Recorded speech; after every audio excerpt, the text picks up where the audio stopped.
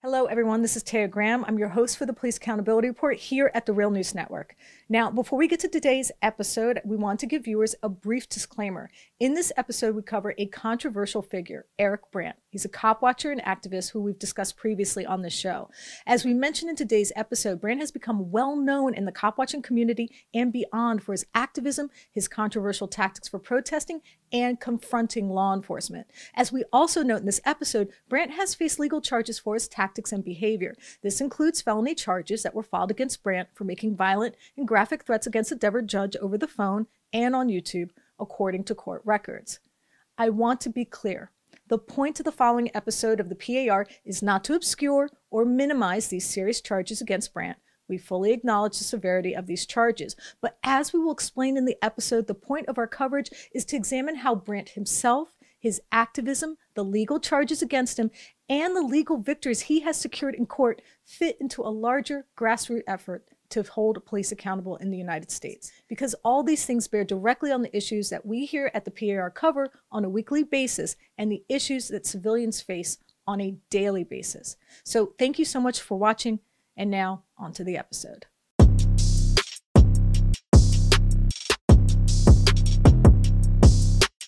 Hello, my name is Taya Graham, and welcome to the Police Accountability Report. As I always make clear, this show has a single purpose, holding the politically powerful institution of policing accountable. And to do so, we don't just focus on the bad behavior of individual cops. Instead, we examine the system that makes bad policing possible. And today, we're going to achieve this goal by focusing on two developing stories. First, the stunning sentence handed out to controversial cop watcher Eric Brandt last week by a Denver judge, and then by reporting on another death in police custody tied to the use of a dangerous drug, ketamine. But before I get started, I want you watching to know that if you have evidence of police misconduct, please email it to us privately at par@therealnews.com, and we might be able to investigate for you. And of course, you can always message me directly at Taya's Baltimore on Facebook or Twitter. And please like, share, and comment on our videos. It really does help us. And you know I read your comments and appreciate them. Now, even within the community of cop watchers known for unconventional tactics, the man we're about to report on stands out. His name is Eric Brandt, and he is a well-known advocate for the homeless and a staunch law enforcement critic. Brandt is also famous for, or infamous for, depending on your perspective, for more flamboyant tactics than most. He is paraded around Denver with a sign that says, F the Cops, and is the composer and author of songs like Happy F the Cops Day. He does this with aplomb and with a provocative sense of humor as he protests police brutality. Happy, happy, happy fuck the cops day. It's every day of the week. He also has been a fierce advocate for the mistreated homeless people in the city of Denver, activism which has been critical to calling attention to a growing problem as the number of people living on the streets has ballooned from 7,000 to roughly 31,000 over the past decade. We spoke to Brandt about his approach shortly before his sentencing this past Monday. As he explains it, his tactics received no attention until he started using what he calls the magic 8 letters. Let's listen. I had just discovered the magic 8 letters. And I discovered that because this same cop that kept giving me trouble pissed me off one day. I was building a float for a bicycle trailer because I found a bunch of chicken wire and knew immediately what I was going to do with it. I was making a big upside down pig. And my friend Nicole, she says, you should make a middle finger that comes out of the butthole that says, fuck the police. That was a great idea, except this angle was more machinery. I could do this angle better, so I did this angle. And I just had a piece of foam core that I cut with a knife and wrote fuck cops on it. I thought 8 letters would be better than fuck the police if you're going to be driving by it. And it was my prototype, and it was working. And Drew Smith pissed me off again one day. And so I snatched that damn thing off the top of my float, and I stuck it on a stick, and I walked Rusty down the street with it. I went 6 blocks round trip. I had a bottle of water thrown at me. I had people take pictures. I had people cheer me. I had horns honking. And I went back to the house, and I'm like, guys, I have found the magic 8 letters. What were they? Fuck cops. But some say Brandt has gone too far, and one of those critics happened to be a judge who could do something about it. Last Monday, he sentenced Brandt to 12 years behind bars for making a series of threats. The threats were made over the course of several years, during which Brandt was angered about legal decisions that have been part of the ongoing conflict between him and the Denver judiciary and other free speech activists. You're hoping their brains get splattered on their children. And if anybody listening is not offended by that, there's something wrong with you. Mr. Brandt, on each of these 3 counts, you're sentenced to 4 years in the Department of Corrections. One case included cop watcher Otto the Watchdog, who, while walking out of a courtroom, gave the judge a finger after being denied a public defender and was subsequently sentenced to 30 days in a Denver jail. Later, Brandt responded to Otto's incarceration with a highly objectionable statement about the judge, which led to one of the charges. In all, Brandt was charged with 3 felony counts of retaliation against public officials. We actually filed a motion with the court to film the proceedings, but the judge denied it. However, we were able to attend the hearing and talk to people outside of the courtroom. I don't think anyone would take issue with the notion that Brandt's threats were inappropriate and hurtful. No one, least of all PAR, thinks there's any justification for threatening anyone with bodily harm or violence. But we also believe it's important to place any type of behavior in its proper context. Namely, was what happened to Eric Brandt justice? And does his sentence, so to speak, fit the crime? And to discuss it, I'm joined by my reporting partner, Stephen Janis. Stephen, thank you so much for joining me. Hey, thanks for having me. I appreciate it. So, Stephen, first, what was the sentence and how did the judge justify it? Well, the sentence was for 12 years, 3 charges, 4 consecutive terms. The judge said it was retaliation or retribution, made this sort of opaque and odd argument about the fact that somehow the justice system had to retaliate against Brandt. It was a bizarre hearing. He actually said that one of the victims should get in the ring with Eric and fight it out. So he actually precipitated violence in a court hearing. So it was absolutely contradictory, hard to understand. So how does this compare to sentences for people who commit violent crimes? That is a great question, Jay, and it's something we're investigating right now. We are looking for sentencing data in the Denver municipal court system to come up with some comparisons. But just look at the case of Officer Amber Geiger, who killed Botham Jean, who shot him and killed him in his own apartment while he's sitting there eating ice cream. She got 10 years. 10 years. I think the average sentence for a rape is like 8 years. So really, it's really hard to justify it in the sense that Mr. Brandt did not commit a violent crime or is never being accused of committing a violent crime, only threatening and using provocative speech. So what was the reaction from the community? Well, I think the community was stunned. I think some people thought he might get some jail time, but 12 years really stunned the community. And we spoke to some people after the sentencing, and they were very upset. Let's listen. So this is miscarriage of justice, because if somebody would say it to me, it would have been dismissed. There was a moment where the judge separated morals from law, and then all of a sudden pushed them back together. I don't understand that. Everyone knows what he said was morally wrong. But legally wrong? Well, I don't know. I just don't see it, and I don't think that anybody in there proved that it was. I think for the people who are supporters of Eric Brandt, this seems disproportionate and really hard to understand. I think for many of them, they have helped him so much in their lives, and they see this as sort of a condemnation of the activist community and of the idea that you can hold the judicial system accountable, and I think that's why they're all stunned and extremely upset. I think Stephen makes an interesting point that is worth fleshing out. I mean, Eric's words were disturbing and cannot be condoned, but considered within the context of how our current system of crony capitalism, which profits off hate, disinformation, and anger, is this punishment proportionate? I mean, Google, Facebook, and Twitter had made billions off of hate groups, anti-vaxxers, baseless conspiracy theories, and election disinformation. That info is spread purposefully via an algorithm that manipulates our attention by emphasizing fear for cash. And some of this content, as we have seen in the past, has led to actual violence with actual victims. In fact, a little-known law known as Section 230, passed in 1997, actually absolved these megacorporations of any liability for libelous or objectionable posts made on their site. What's ironic about that special exemption is that while it holds these companies harmless for harmful speech, it doesn't prevent them from profiting off it. And that's the point of talking about Eric at all, because his case raises many uncomfortable questions about our First Amendment rights, the sanctity of free speech, and when self-expression crosses the line. But even amid all these questions, there was another development that shows why Eric's behavior in these individual cases can't be the sole criteria for judging his activism. That's because just a week before Eric was sentenced, there was a tragic development in Colorado involving chemical restraints, which resulted in another police custody death. The chemical restraint, a drug called ketamine, has been widely used in Colorado to subdue people during encounters with police. The use of ketamine came under fire after the death of Colorado resident Elijah McClain.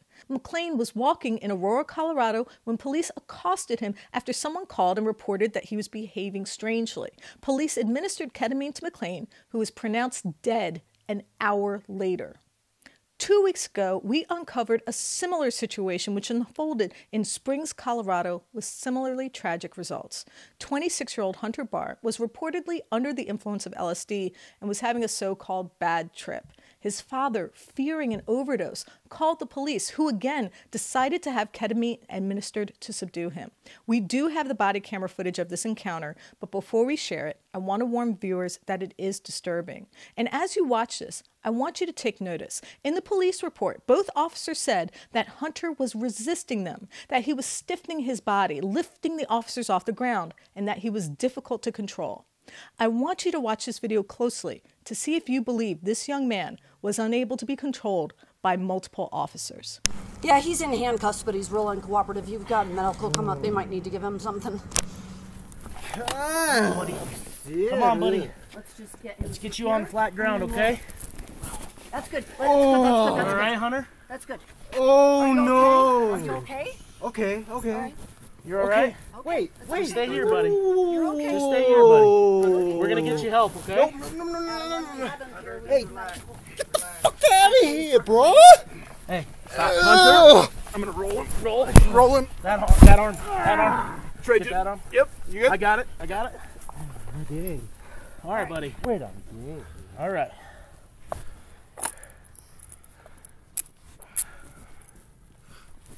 What's he on? He looks like he's on something. Yeah, I would. Oh, Hunter. yeah. Hunter.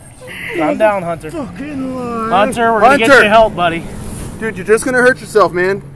In slow, out slow, man. We got people here to help you, Slow all right? it down, all right? You'll be all right, man. Roughly an hour after police had administered ketamine, Hunter was dead. Another casualty of Colorado's widespread use of drugs that the FDA has approved only for use before or during anesthesia in a hospital setting. The state health department informed us there were 902 reported instances of Colorado paramedics administering ketamine from 2018 to 2020. Almost 17% had complications, including cardiac arrest and oxygen deprivation. In just 2 years, almost 1,000 injections. That means every single day a person arrested in Colorado is being injected with ketamine. Which brings me back to Eric Brandt, because Brandt was intimately involved in the struggle to stop police from using ketamine. He was a major supporter of the efforts of Councilman Springsteen and others to create some system of accountability for the blanket waivers that had been granted by Colorado health officials to EMT units across the state. In fact, Springsteen even attended Brandt's sentencing and spoke on his behalf, in part thanks to his efforts and support of activists trying to stop the administration of ketamine to innocent civilians. And they are innocent until proven guilty. Isn't that how it's supposed to work? And I think that's why we've reported on Eric in the past and will continue to do so in the future. If you look at the mainstream media coverage of Eric Brandt, or ketamine for that matter, it always seems to miss the underlying systemic issues, which inform both Eric's work and the seemingly inexplicable use of a drug best known for, and I'm quoting here, for putting people in a K-hole. What I mean is that the deeper, complex issues that create the need for activism and why the inequitable system which passes hard judgments on them and inflicts nothing on the elite needs to be examined fully, even if it makes them uncomfortable. In other words, we need to look beyond the rhetoric and explore the substance of a system that somehow, out of nowhere, decides that using a volatile chemical restraint on an unsuspecting public is a good idea. Bear in mind that despite our multiple requests for information from Colorado officials, no one has been able to tell us how they even came up with the idea to use ketamine during police custody. Despite sending us dozens of documents outlining procedures for the use of the dangerous drug, no one has offered an explanation as to how the public has become unwitting guinea pigs for an experiment with mercurial and sometimes deadly hallucinogenic. It's kind of stunning when you think about it, and it illuminates the cruelty that emanates from the criminal justice system.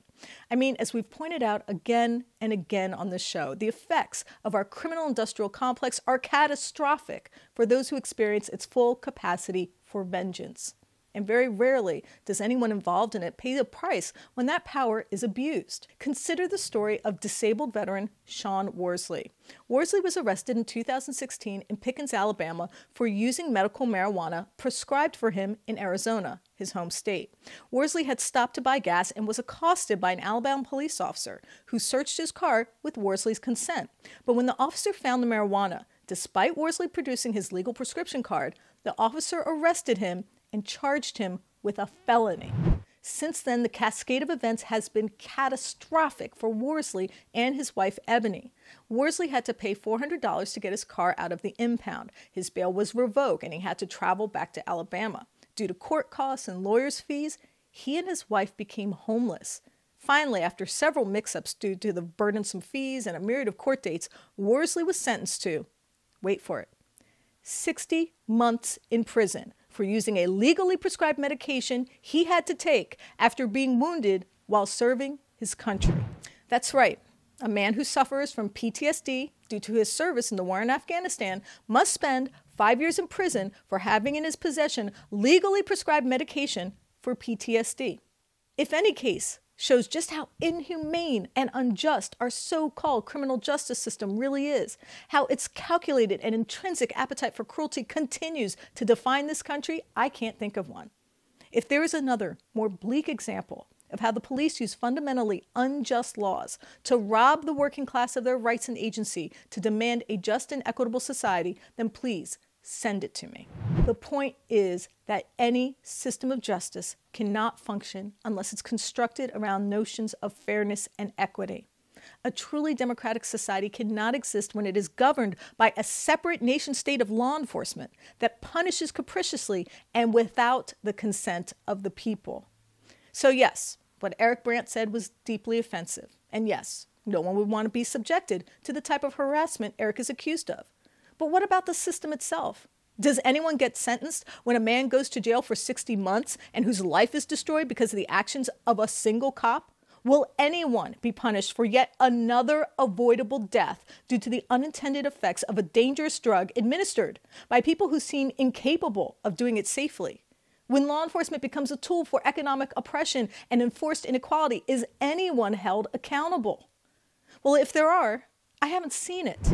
And that's the point we have to remember when we examine cases like Eric's, that our sense of what is a crime and what constitutes fair punishment be considered within the proper context. That whoever and whomever we judge, we view their actions, not just as individuals, but within a system that seems somewhat beyond repair.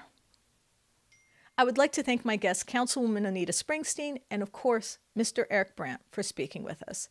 And I would also like to thank intrepid reporter Stephen Janis for his writing, reporting, and editing on this piece. Tay, thanks for having me. I appreciate it. And of course, I have to thank friend of the show, Noli D, for her support. Thanks, Noli D. And I want you watching to know that if you have evidence of police misconduct or brutality, please share it with us and we might be able to investigate.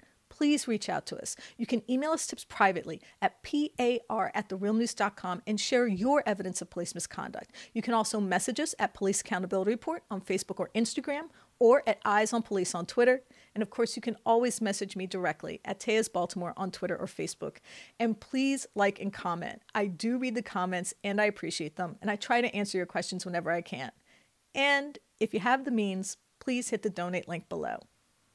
My name is Taya Graham, and I'm your host of the Police Accountability Report. Please be safe out there.